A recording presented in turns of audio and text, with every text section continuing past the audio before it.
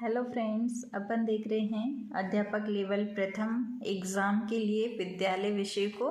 और इस कड़ी में हम हिंदी सब्जेक्ट में शब्द ज्ञान टॉपिक को कंप्लीट कर चुके हैं, जिसमें संज्ञा, सर्वनाम, विशेषण और क्रिया विशेषण जो है वो कंप्लीट हो चुका है। अगर आपने इनकी क्लासेस अभी तक नहीं देखी है तो आप चैनल पर प्लेलिस्ट में जाकर के रीट मेन एग्ज़ाम हिंदी जो प्लेलिस्ट बनी हुई है उसमें से आप इनको सीरियल वाइज पढ़ सकते हैं। ठीक है फ्रेंड्स, अभी हम संधि टॉपिक को स्टार्ट कर चुके हूँ। पिछले पार्ट में मैंने आपको इसका जो डेफिनेशन है और इसका एक प्रकार मैं आपको समझा चुकी थी। आज हम उसी को कंटिन्यू करते हैं। ठीक है, दीर्घ संधि के हम प्रकार पढ़ रहे थे तो उसको अभी हम कंटिन्यू करते हैं। ठीक है फ्रेंड्स, तो चलिए फ्रेंड्स शुरू करते हैं अपनी आज की क्लास। संधि के बारे में हम डेफिनेशन में ये देखे थे कि दो वर्णों के योग से होने वाला जो विकार होता है उसको हम संधि कहते हैं। और फिर हमने देखा था कि वर्णों का योग जो है वो अलग अलग प्रकार से होता है। जैसे स्वर का स्वर से योग हो सकता है या स्वर का व्यंजन से योग हो सकता है। इसी तरह से व्यंजन का व्यंजन से योग हो सकता है और व्यंजन का स्वर से भी योग हो सकता है। और ठीक इसी प्रकार विसर्ग के साथ में या तो स्वर जुड़ेगा और या व्यंजन जुड़ता है। तो इस आधार पर जो है वर्णों का 6 प्रकार से योग होता है और इस 6 प्रकार के योग के आधार पर संधि के 3 प्रकार बनाए गए थे, जिनके नाम है स्वर संधि, व्यंजन संधि और विसर्ग संधि। ठीक है फ्रेंड्स, और इनमें से हम स्वर संधि को डिस्कस किए थे, जिसमें हमने देखा था कि स्वर संधि जो है उसमें स्वर के साथ स्वर के योग से होने वाला बदलाव जो है वो स्वर संधि में आता है। इसमें जब हम संधि विच्छेद करते हैं तो दो जो शब्द बनते हैं उसमें आपने देखा होगा कि जो प्रथम पद है उसका अंतिम वर्ण और द्वितीय पद का प्रथम वर्ण, ये दोनों मिलकर के फिर जो बदलाव आता है वो स्वर संधि में आता है। ठीक है, हिंदी में स्वर संधि के 5 प्रकार होते हैं। जैसे जो है दीर्घ संधि, गुण संधि, अयादि संधि, वृद्धि संधि और यण संधि। ठीक है, तो इस प्रकार से 5 प्रकार होते हैं। और सबसे पहले ये प्रकार जो है वो किस बेसिस पे बने थे ये हम देख लेते हैं। तो देखो, जो हमारे स्वर होते हैं ना, ए, आ, ई, ऊ, री, ए, ऐ, ओ, औ, ये जो स्वर होते हैं इनके योग के आधार पर ये प्रकार बटे थे। पहला प्रकार जो दीर्घ संधि है उसमें क्या होता है कि दीर्घ रूप बनता है। जैसे ए या आ दोनों में से किसी का भी अगर एक दूसरे के साथ योग होता है तो आ बनेगा। इसी तरह से ई और ई में से दोनों का योग किसी भी प्रकार से होता है, चाहे छोटी ई प्लस छोटी ई जुड़े या फिर छोटी ई बड़ी ई जुड़े या बड़ी ई छोटी ई जुड़े या फिर बड़ी ई बड़ी ई जुड़े, तो भी इससे दीर्घ रूप यानी कि बड़ी ई बनेगा। ठीक है, इसी तरह से ऊ वाले केस में भी होता है। ठीक है, तो इस तरह से जो विकार आता है उससे जो संधि बनती है उसको हम कहते हैं दीर्घ संधि। ठीक है, तो जैसे बता रखा है ए प्लस ए जुड़ेगा तो भी आ बनेगा, ए प्लस आ जुड़ा तो भी आ बनेगा, आ प्लस आ जुड़ेगा तो भी आ बनेगा, आ प्लस ए जुड़ेगा तो भी आ बनेगा। ठीक है, इसी प्रकार से ई प्लस ई जुड़ेगा तो भी दीर्घ ई बनेगी, ई प्लस ई जुड़ेगा तो दीर्घ ई बनेगी। यानी इनका आपस में योग किसी भी प्रकार से हो दीर्घ शब्द बनता है। जैसे यहाँ पर भी कोई सा भी ऊ आपस में जुड़ेगा तो इससे दीर्घ ऊ बनता है। ठीक है फ्रेंड्स, तो आशा करती हूँ कि आपको ये कल वाले वीडियो में ही समझ में आ गई होगी दीर्घ संधि। आज हम गुण संधि को डिस्कस कर लेते हैं। ठीक है फ्रेंड्स, और दीर्घ संधि आप अच्छे से समझ चुके हैं, उसको ओवरऑल हम इस तरह से लिख सकते हैं। देखिए फ्रेंड्स, वैसे संधि टॉपिक बहुत बड़ा होता है, लेकिन आप इस तरह से केवल ट्रिकली आप दीर्घ संधि को केवल इसके बेसिस पे आप याद रख सकते हो, है ना, केवल दीर्घ रूप बन रहा है। तो ये चीज़ आपको ध्यान में रखनी है और फिर जितने हो सके आपको एग्जाम्पल्स करना है। जैसे जैसे आप संधि कर करके उनको यानी संधि विच्छेद करके जब जैसे जैसे मिला के देखेंगे तभी आप इसको बहुत अच्छे से समझ पाएंगे। ठीक है फ्रेंड्स, अभी हम गुण संधि देखते हैं। इसमें भी स्वर जो है उसमें किस तरह से योग होता है ये आपको ध्यान में रखना है और यही महत्वपूर्ण है। देखो स्वर आपको हमेशा ध्यान में रखना है कि ए से लेकर के आउ तक आपको ये स्वर जो है याद में रखना है। अब यहाँ पे तो क्या हो रहा था, जो दीर्घ संधि थी उसमें सेम ग्रुप जुड़ रहे थे, यानी समान ग्रुप, समान जो वर्ड है वो जुड़ रहे थे। लेकिन यहाँ पर क्या होता है कि जो आगे वाले ये तीनों जो स्वर होते हैं, ए आ ई उ, ये तीनों जो है इनके साथ में आपस में किस तरह से जो योग है वो होता है, उसके बेसिस पे गुण संधि बनती है। जैसे कि अगर ए या आ जो है वो अगर ई या ई के साथ में जुड़ता है तो बनता है ए, ठीक है। और अगर ए या आ के साथ में अगर उ या उ जुड़ता है तो बनता है ओ, और अगर ए या आ के साथ री जुड़ता है तो बनता है अर।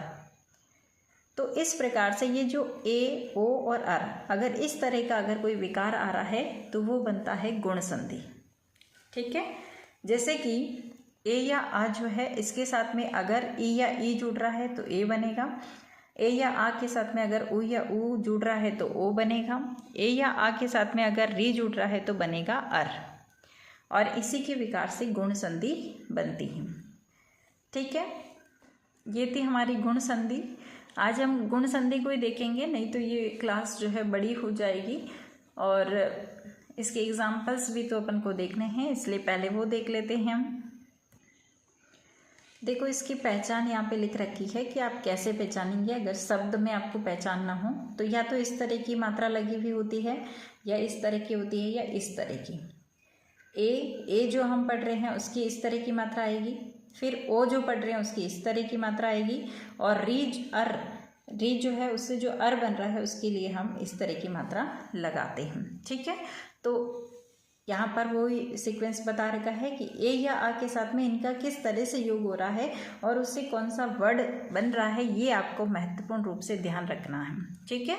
कि ए या आ के साथ में अगर ई जुड़ेगा तो ए बनता है, अगर ए या आ के साथ में उ जुड़ता है कोई सा भी तो ओ बनता है, और अगर री जुड़ता है तो अर बनता है। अब एग्जाम्पल में देखो, जैसे कि देवेंद्र तो देव प्लस इंद्र, गणेश गण प्लस ईश, यथेष्ट यथा प्लस इष्ट, रमेश रमा प्लस ईश। देखो समझ पा रहे ना, पीछे आ रहा है प्लस ई, तो जब आ और ई जुड़ता है तो क्या बनता है ए। तो यहाँ पे ए की मात्रा लग रही है कि नहीं, लग रही है ना। तो आप समझ पा रहे होंगे, सारा जो संधि विच्छेद करके देख रखा है, आपको संधि विच्छेद जरूर ध्यान में रखना है। जैसे वीरोचित, वीर प्लस उचित, है ना।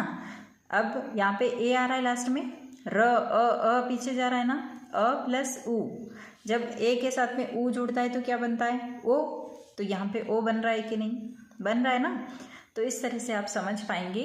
सारे एग्जाम्पल मैं आपको रीड आउट करके सुना देती हूँ, आप उनको नोट करिएगा और संधि विच्छेद कर करके उसमें संधि पहचानिएगा, ठीक है। जलोर्मी, जल प्लस उर्मी, महोत्सव, महा प्लस उत्सव, गंगोर्मी, गंगा प्लस उर्मी, कर्णव ऋषि, कर्णव प्लस ऋषि, सुरेंद्र, सुर प्लस इंद्र, दिनेश, दिन प्लस ईश, सुरेश, सुर प्लस ईश, महेंद्र, महा प्लस इंद्र, द्वारकेश, ये थोड़ा इम्पोर्टेंट है, द्वारका प्लस ईश, ठीक है। इतरेतर, इतर प्लस इतर, महऋण, महा प्लस ऋण, राकेश, राका प्लस ईश, उत्तमर्ण, उत्तम प्लस ऋण, वृष ऋतु, वर्षा प्लस ऋतु, सोदाहरण, स प्लस उदाहरण, प्रोत्साहन, प्र प्लस उत्साहन। देखो प्र अ बन रहा है, ए प्लस उ क्या बनेगा ओ, तो ओ बन रहा है, ठीक है। सप्तऋषि, सप्त प्लस ऋषि, ग्रीष्म ऋतु, ग्रीष्म प्लस ऋतु। तो आशा करती हूँ कि आपको एग्जाम्पल से कुछ समझ में आया होगा, ठीक है। थोड़े से एग्जाम्पल्स और है वो भी देख लेते हैं। उत्तरोत्तर, उत्तर प्लस उत्तर, कर्णव ऋषि, कर्ण प्लस ऋषि, शीत ऋतु, शीत प्लस ऋतु, स्वेच्छा, स्व प्लस इच्छा, नेति, न प्लस इति, भारतेंदु, भारत प्लस इंदु, नरेश, नर प्लस ईश, सर्वेक्षण, सर्व प्लस ईक्षण, प्रेक्षा, प्र प्लस इक्षा, यथेच्छा यथा प्लस इच्छा, राजेंद्र राज प्लस इंद्र, समुद्रोर्मी समुद्र प्लस उर्मी, महोदय महा प्लस उदय, यथोचित यथा प्लस उचित, महर्षि महा प्लस ऋषि, महोत्सव महा प्लस उत्सव, देवर्षि देव प्लस ऋषि, राजर्षि राज प्लस ऋषि, सप्तऋषि सप्त प्लस ऋषि। ठीक है, तो इस तरह से ये कुछ एग्जाम्पल्स थे जिनसे आप अपनी प्रैक्टिस कर सकते हैं और गुण संधि को अच्छे से समझ पाए होंगे। ठीक है फ्रेंड्स, एग्जाम्पल से ही कॉन्सेप्ट क्लियर होते हैं। ठीक है फ्रेंड्स, तो जो गुण संधि है उसमें आपको क्या चीज़ ध्यान में रखना है, ओनली ये चीज़ कि क्या बन रहा है और किसका किसके साथ में योग हो रहा है। तो गुण संधि में ध्यान में रखना है कि ए या आ के साथ में या तो ई या उ या री जुड़ते हैं और इनके जो विकार उत्पन्न होता है उससे ए, ओ और अर बनता है। ठीक है, और इस तरह की जो संधि होती है उसको ही गुण संधि बोला जाता है। ठीक है फ्रेंड्स, तो आपको अच्छी तरह से समझ में आया होगा। पूरी कोशिश करी है मैंने आपको हिंदी समझाने की, तो आपको ज़रूर समझ में आया होगा, क्योंकि शॉर्ट ट्रिक्स ही हम ऐसे ही ध्यान में रखेंगे। जिनका हिंदी सब्जेक्ट होता है वो और अच्छे से ये है कि बहुत विस्तार से पढ़ते हैं, लेकिन क्योंकि हमको तो क्वेश्चन अच्छे से करना है और हमको कॉन्सेप्ट क्लियर होना चाहिए, तो आप इससे जो है कितना डिटेल से हम पढ़ लें, अगर इसी कॉन्सेप्ट से अपना क्वेश्चन हल हो रहा है तो हमारे लिए यही ज़्यादा महत्वपूर्ण है। ठीक है, क्योंकि ग्रंथ पढ़ने से सिलेक्शन नहीं होता है, उसमें से क्या सिलेक्टेड मैटर है, आपको उसमें से क्या कीवर्ड्स ध्यान में रखने हैं, ये ज़्यादा महत्वपूर्ण होता है। ठीक है फ्रेंड्स, तो आशा करती हूँ कि आप बहुत अच्छे से इनको पढ़ रहे होंगे और नोट डाउन कर रहे होंगे। ये छोटे छोटे जो ट्रिक्स होते हैं इनसे ही आप सब्जेक्ट जो है उसको अच्छे से कर पाएंगे। ओके फ्रेंड्स, आज के लिए तो हम इतना ही पढ़ पाएंगे, फिर हम कल जो है इसके 2 प्रकार बच रहे हैं उनको एक साथ ही देख लेंगे, वृद्धि संधि और यण संधि को। ठीक है, तो बाद में मिलते हैं फ्रेंड्स अगले सेशन में। तब तक के लिए thanks for watching this video. जय हिंद, वंदे मातरम।